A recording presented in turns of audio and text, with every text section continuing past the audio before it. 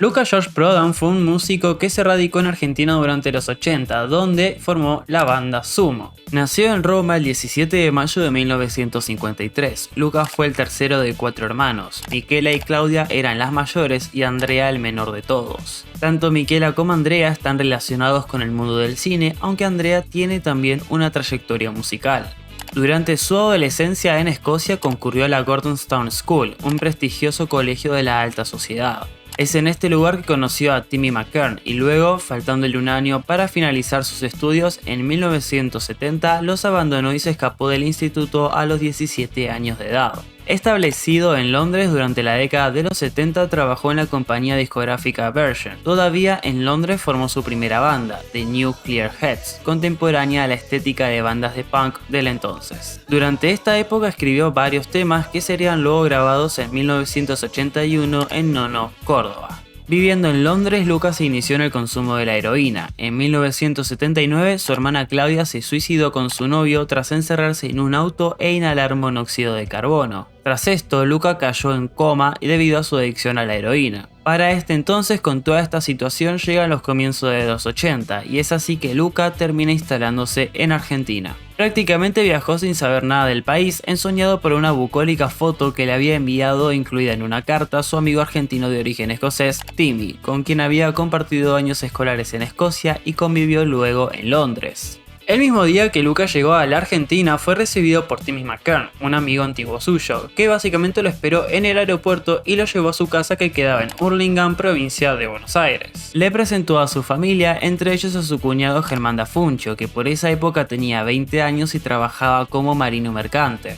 Al finalizar la cena, da Funcho comenzó a tocar en una guitarra criolla y Lucas acompañó. Nació entre ellos la idea de formar una banda. Inmediatamente se trasladaron al campo de Timmy en Tras las Sierras. Para este entonces los acompañaban Germán da Funcho y su amigo Alejandro Sokol, y esto dio el nacimiento del espíritu de Sumo con da Funcho como guitarrista y Sokol como bajista. Ya para esta época, en toda esta zona, todo se daba como un hervidero de artistas y hippies que se retiraban a vivir en un ámbito rural para huir de la represión imperante en las grandes ciudades durante la última época de la última dictadura. Es en ese ámbito que encontró un alivio en la marihuana, también en el alcohol. En un principio lo calmaba el vino, pero después, y a raíz de las continuas visitas que hacían los músicos al único bar de un pequeño paraje llamado Las Calles, se aficionó a la ginebra, bebida de la que llegó a tomar una botella por día. Luego de un tiempo, al volver a Buenos Aires para iniciar la carrera de Sumo, llevaba estos nuevos hábitos y con ellos se integró al naciente Under Porteño, un movimiento cultural que comenzó a desarrollarse entre el fin de la dictadura militar y el regreso de la democracia.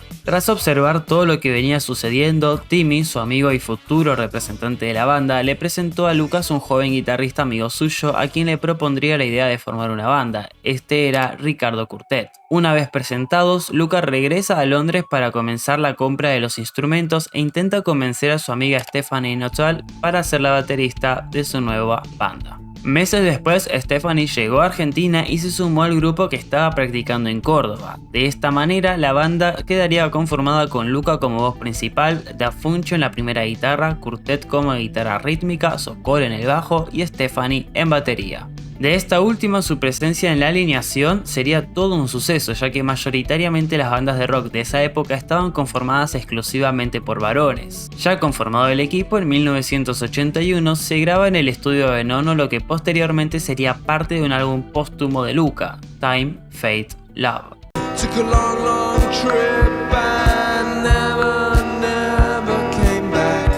Tras esta grabación comenzó a florecer la idea de trasladar todo el equipo hacia la ciudad de Hurlingham, de donde provenían la mayoría de los integrantes. Sin embargo, el equipo sufrió su primera baja al desvincularse Ricardo Curtet.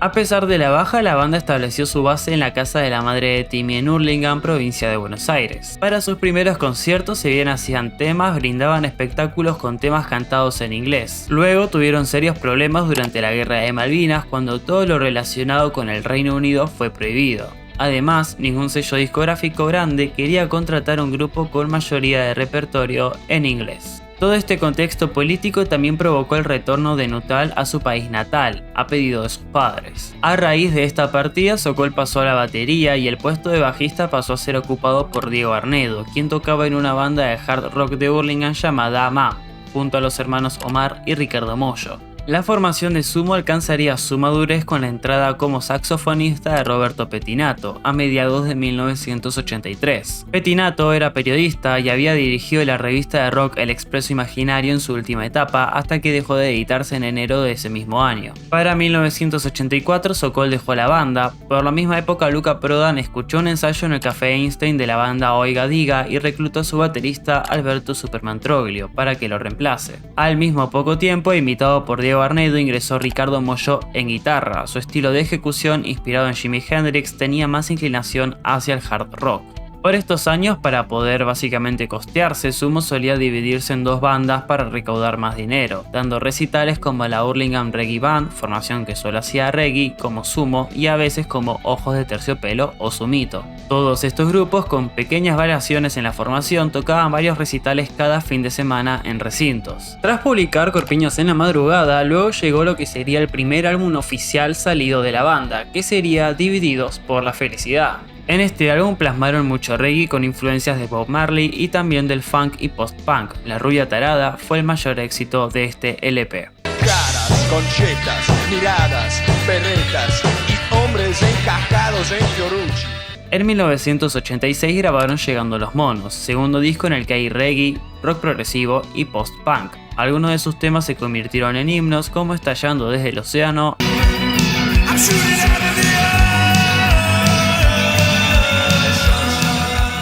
El Ojo Blindado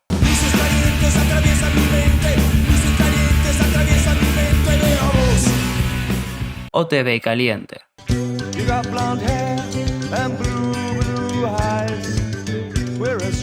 El hit de disco, sin embargo, fue Los Viejos Vinagres. Estoy rodeado de viejos vinagres. En ese mismo año dieron un gran concierto en Obras Sanitarias, consagrándose como una de las bandas más atractivas de ese momento. En 1987 sacaron su tercer y último disco, After Chabón, con el cual muestran una notable madurez en materia musical y lírica. Tal es el caso de Mañana en el Abasto, en el que Prodan da una particular y emotiva descripción del barrio de Buenos Aires. Línea B, y yo me alejo más del suelo.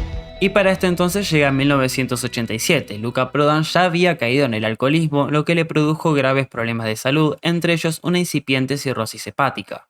Pocos días antes de morir había hablado por teléfono a su hermano Andrea pidiéndole que viajara a la Argentina. Siguió disfrutando hasta el final las actuaciones en vivo, por esa época eran la principal fuente de ingresos de la banda, por lo que tocaban con mucha frecuencia y en cualquier lugar que les diera escenario. El 23 de mayo de 1987 fue a Cemento para ver a Los Redonditos de Ricota. Luego de unos meses, el último recital de Sumo se realizó en el estadio del Club Atlético Los Andes el 20 de diciembre de 1987 con muy poco público, apenas unas 500 personas. Esta era una fecha compartida con Los Violadores, quienes abrieron el show debido a que esa misma noche tenían otra presentación en una discoteca de Berazategui. 2 días después, el martes 22 de diciembre de 1987, Luca fue hallado muerto en la habitación que alquilaba en la pensión ubicada en la calle Alsina 451 en el barrio de San Telmo. La prensa informó que había sufrido un paro cardíaco atribuido a una grave hemorragia interna causada por la cirrosis hepática que padecía. Muchos años más tarde, el escritor Enrique Sims difundió en una entrevista una versión alternativa, diciendo que murió por una sobredosis de heroína. Luca se quería ir a la mierda, ¿no?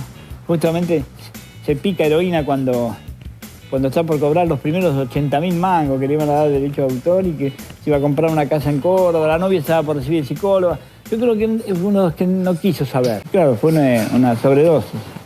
Se murió de sobredosis, Luca. Eso es lo que no sé, nunca se confesó públicamente, pero la realidad, más allá de lo legal, es que se murió de una sobredosis. Sin embargo, el tiempo había pasado y ya su cuerpo debilitado no tenía la misma tolerancia, lo que le causó la muerte. Otra idea también de Roberto Pettinato reafirmó la versión de la sobredosis, solo que diciendo que no se trató de heroína sino de metadona, droga que se usaba como sustituto de la primera. También te dijeron cirrosis hepática. No, fue una sobredosis de metadona, que es el reemplazo de la heroína, es como lo que le dan a los heroínomanos. Sí.